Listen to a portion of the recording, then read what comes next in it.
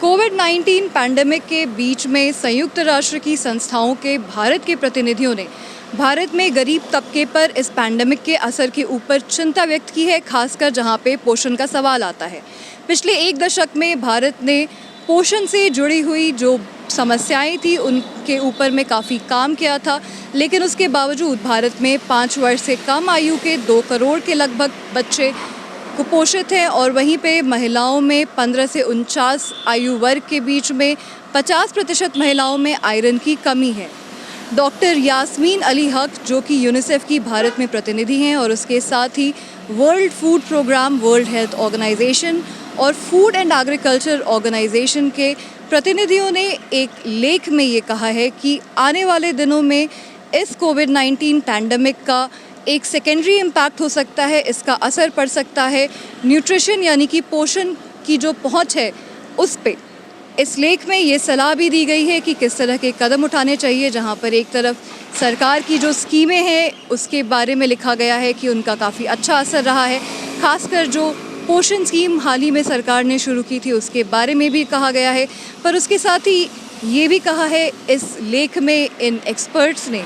कि maternal, infant और young child यानी कि जो माएँ हैं, छोटे बच्चे, इनके न्यूट्रिशन के ऊपर में ख़ास तौर से ध्यान देने की ज़रूरत है। वहीं पे जो फूड सप्लाई चेन्स हैं उसके ऊपर ध्यान देने की ज़रूरत है कि वो सुचारू रूप से चलते रहें। और इसमें उन्होंने ये भी कहा है कि जो किसान हैं, जो खाना उगा रहे हैं, वो भी उनके हितों की भी रक्षा हो, इसका भी ध्यान रखना चाहिए। वहीं पे अक्यूट मैल न्यूट्रिशन यानी कि जो भारी कुपोषण होता है उसको लेकर के चिंता व्यक्त की है। हाल ही में लैंसेट में एक आर्टिकल आया था जिसमें कहा था कि लोअर और मिडिल इनकम कंट्रीज़ में इस कोविड-19 पैंडेमिक के कारण, न्यूट्रिशन के कमी के कारण 18 से 23% तक बच्चों की मौत की संख्या में वृद्धि हो सकती है। ऐसे में इस अक्यूट मैल न्यूट्रिशन के ऊपर में भारत सरकार को खास ध्यान देने की ज़रूरत है, ये लिखा गया है। वहीं पे माइक्रो न्यूट्रिएंट सप्लीमेंट्स जैसे कि विटामिन्स के टैबलेट्स दिए जाते हैं या आयरन के टैबलेट्स दिए जाते हैं या डीवॉर्मिंग के लिए भी टैबलेट्स दिए जाते हैं, इन सब को लेकर के कहा गया है कि अभी पैंडेमिक के दौरान